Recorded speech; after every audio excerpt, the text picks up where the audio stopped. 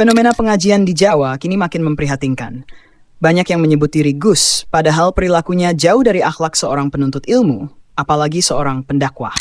Yang lebih menyedihkan, pengajian yang seharusnya tempat menuntut ilmu dan memperbaiki diri, justru berubah jadi ajang lucu-lucuan dan perilaku tidak pantas. Pertama, bayangkan seorang yang dipanggil Gus bisa dengan santainya bersalaman dengan lawan jenis di depan jamaah. Banyak wanita berebut salaman dengannya, bahkan ada yang membawa air untuk diminta doa agar berkah. Lebih parah lagi, sebagian jamaah sampai menganggap air bekas minum sang Gus bisa membawa keberuntungan. Ini jelas perilaku syirik kecil dan bentuk gulu berlebihan terhadap manusia. Rasulullah tidak pernah mengajarkan umatnya mencari berkah dari tubuh seseorang. Barokah itu dari Allah, bukan dari air tangan seorang pendakwah. Kedua, gaya hidup dan adabnya jauh dari adab seorang ustadz. Dalam banyak video, tampak sang Gus masih muda mengenakan pakaian tidak sopan, bahkan sering merokok di tengah pengajian. Padahal seorang dai seharusnya menjadi teladan dalam ucapan dan perbuatan, bukannya memberi contoh yang buruk di hadapan jamaah. Tapi anehnya justru banyak yang kagum dan menganggapnya gaul dan keren. Inilah tanda zaman, ketika yang fasik malah dianggap idola, dan yang menjaga sunnah malah dicemooh sebagai ekstrem.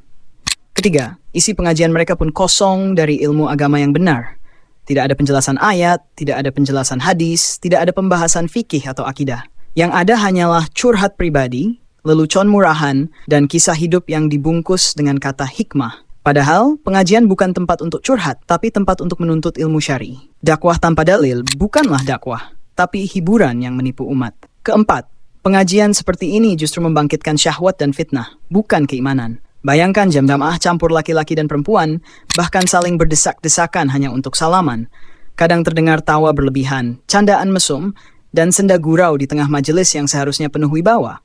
Sungguh jauh dari majelis ilmu yang dicontohkan Rasulullah. Kelima, yang lebih menyedihkan, fenomena ini makin laku di Jawa. Banyak masyarakat yang tertipu karena melihat gaya santai dan gaul para Gus muda ini. Mereka pikir ini bentuk dakwah modern, padahal isinya kerusakan akidah dan pelecehan terhadap adab Islam.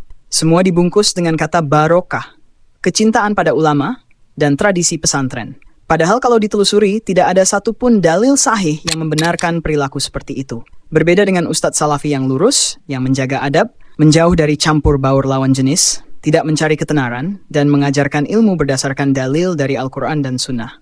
Dalam kajian mereka, wanita duduk terpisah, tidak ada salaman, tidak ada lelucon, hanya ilmu dan nasihat yang menambah iman. Inilah dakwah yang sebenarnya, menuntun manusia kepada tauhid, bukan menyesatkan lewat tawa dan panggung hiburan. Fenomena gus-gusan seperti ini adalah cermin penyakit umat akhir zaman. Lebih suka hiburan daripada kebenaran, lebih memilih ustadz lucu daripada ustadz berilmu. Jika ini dibiarkan, umat akan makin jauh dari ajaran Rasulullah yang sebenarnya.